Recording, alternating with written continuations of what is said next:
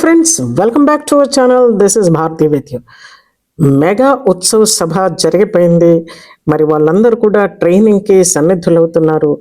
ఇక్కడ మనకు ముఖ్యంగా ఏంటంటే చాలామంది సర్టిఫికెట్స్ వెరిఫికేషన్ అయిన వాళ్ళకు కూడా సెలక్షన్ లిస్ట్లో పేరు లేదని, ఇది మెగా డిఎస్సి కాదు, ఒక దగా డిఎస్సి అని చాలామంది అనుకుంటున్నారు క్యాండిడేట్స్. ఎందుకంటే మనకు ఉన్నవి 16,347 పోస్టులు అయితే మరి 3 లక్షల పైగా జనాలు రాశారు పరీక్షలు. మరి వాళ్ళందరూ వచ్చిన వారికన్నా ఎక్కువ రానివారు, ఉద్యోగాలు రాని వారే ఎక్కువ మంది ఉన్నారు. వాళ్ళందరికీ కూడా కొంతమందికి ఒక అపోహ అనేది ఉంది, ఇక్కడ సరిగా సెలక్షన్ ప్రాసెస్ అనేది జరగలేదు, ఇందులో ఏవో లొసుగులు ఉన్నాయే అని చాలా మంది అనుకుంటున్నారు. మరి మెగా డిఎస్సి ఉత్సవ సభ అయితే జరిగింది. వాళ్ళందరికీ కూడాను అపాయింట్మెంట్ లెటర్స్ అయితే ఇవ్వడం జరిగింది. కానీ ఇలా రాని వారికి, ఎవరికైతే ఇలాంటి ఇంకా క్వైరీస్ ఉన్నాయో వారందరికీ మరొక అవకాశాన్ని ఇస్తున్నారు మన ఏపీ గవర్నమెంట్. పత్రిక ద్వారా ఇది చెప్పడం జరుగుతుందండి, వాళ్ళు ఇవ్వడం జరిగింది. అలాగే ఒక కన్వీనర్ గారి పత్రిక ప్రకటన కూడా ఉంది. ఇది ఎలా ఉందో ఇక్కడ పేపర్లో ఎలా వచ్చిందో యాజ్ ఇట్ ఈస్గా ఆయన పత్రికలో కూడా ఇవ్వడం జరిగింది. సో ఇక్కడ మనము ఈనాడు పేపర్ది చూద్దామండి.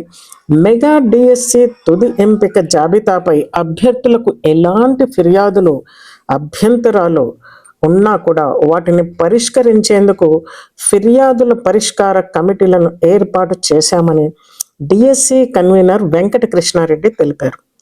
ఈ కమిటీలకు మీరు, ఇది చాలా ఇంపార్టెంట్ అండి, ఈ కమిటీలు ఉన్నాయని చెప్పి మీరు అలా కూర్చోకండి. మీ మనసులోనే మీ అభ్యంతరాలను పెట్టుకొని మీకు ఎలాంటి అభ్యంతరాలు ఉన్నా కూడా అక్టోబర్ 25 లోపు ఫిర్యాదులను సమర్పించాలి అని ఈ శుక్రవారం ఒక ప్రకటనలో సూచించారు కన్వీనర్ గారు. ఇక్కడ కూడా ఏంటంటే డిఫరెంట్ లెవెల్స్లో కమిటీలు పెట్టారు. ఎందుకంటే మనకు రకరకాల పోస్టులు ఉన్నాయి, టీజీటీ పీజీటీలని, ఇక్కడ ఎస్డిటి ఎస్ఏలని, మనకు జిల్లా వైజ్ ఉన్నాయి, అలాగే జోన్ వైజ్ కూడా ఉన్నాయి. సో జిల్లా స్థాయి పోస్టులకు సంబంధించి ఆర్జేడి, ఆ జోన్లోని 2 డిఈఓలతో జోనల్ కమిటీ ఏర్పాటు చేశారు జిల్లా స్థాయి వాటికి. అలాగే జోన్ అండ్ రాష్ట్ర స్థాయి పోస్టులకి, అంటే ప్రిన్సిపల్ది రాష్ట్ర స్థాయి, మనకి జోను రాష్ట్ర స్థాయి పోస్టులకు సంబంధించి 3 రాష్ట్ర స్థాయి అధికారులతో మరొక కమిటీని ఏర్పాటు చేశాం. సో జోనల్, రాష్ట్ర స్థాయి కమిటీలు 15 రోజుల్లో ఏవేవైతే మీరు ఫిర్యాదులు పంపిస్తారో వాటన్నిటిని కూడా పరిష్కరిస్తుంది. అభ్యర్థులు జోనల్ కమిటీ నిర్ణయంపై, మీకు ఒకవేళ జోనల్ కమిటీకి మీరు ఏదైతే సమర్పించారో వాళ్ళు మీకు ఏదైతే నిర్ణయం తీసుకుంటారో దాంతో మీరు సాటిస్ఫై అవ్వలేకపోతే మళ్ళీ మీరు రాష్ట్ర స్థాయి కమిటీకి అప్పీల్ చేసుకోవచ్చు. మళ్ళీ రాష్ట్ర స్థాయి కమిటీ తీర్పు పైన కూడా అసంతృప్తి చెందితే ఫైనల్ అపిలేట్ అథారిటీ, పాఠశాల విద్యా సంచాలకుల వద్ద ఫిర్యాదులు చేసుకోవచ్చు. మీరు రిటర్న్ కంప్లైంట్స్ సమర్పించవచ్చు. అప్పుడు వాటిని 30 రోజుల్లో పరిష్కరిస్తారు.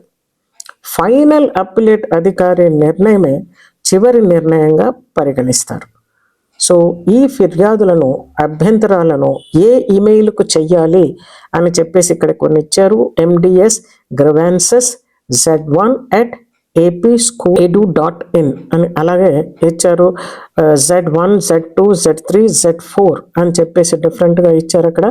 అలాగే MDS అపిలేట్ అథారిటీ @apschool.edu.in అని, అలాగే MDS grievances.state@apschool సేమ్, అలాగే apschool.edu.in అని ఈ మెయిల్లకు చేయవచ్చు అని చెప్పేసి ఇవ్వడం జరిగింది.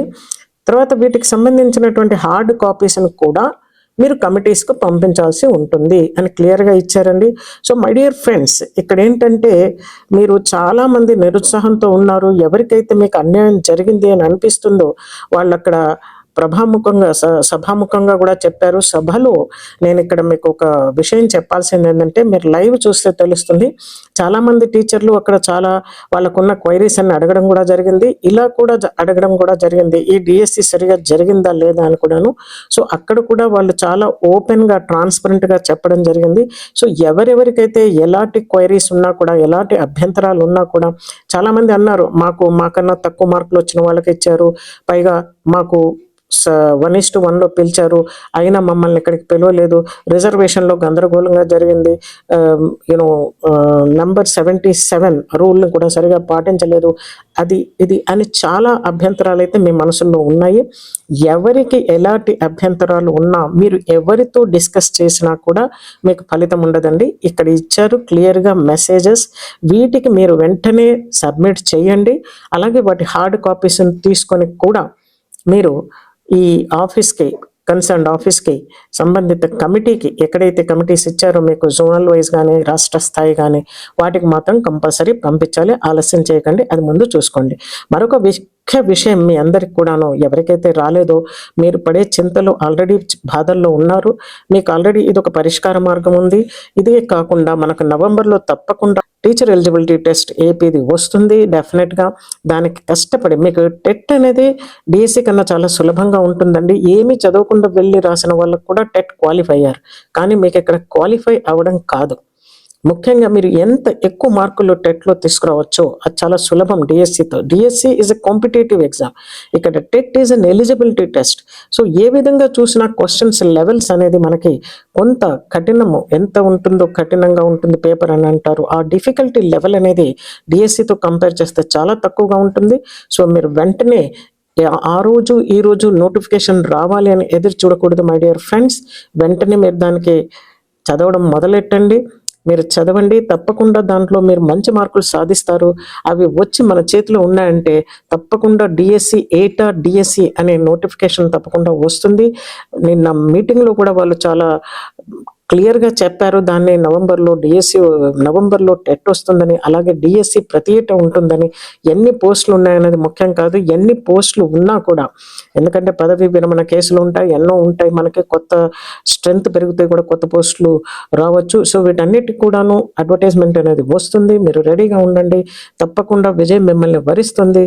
But if you work hard, so చాలా కష్టపడి చదవండి, మీ వెంటే విజయం అనేది ఉంటుంది. చూస్తూనే ఉండండి మన ఛానల్ని మై డియర్ ఫ్రెండ్స్. జెన్యూన్ కంటెంట్కై టెట్ కంటెంట్, డిఎస్సి కంటెంట్ కూడా మన ఛానల్లో ఉంది ఆల్రెడీ, ఇంగ్లీష్.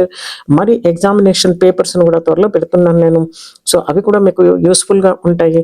మీ మెసేజ్ ఇవేమున్నా కూడాను లైక్ చేసి షేర్ చేయడం మాత్రము అస్సలు మర్చిపోకండి. సబ్స్క్రైబ్ చేసుకోండి. Thank you so much.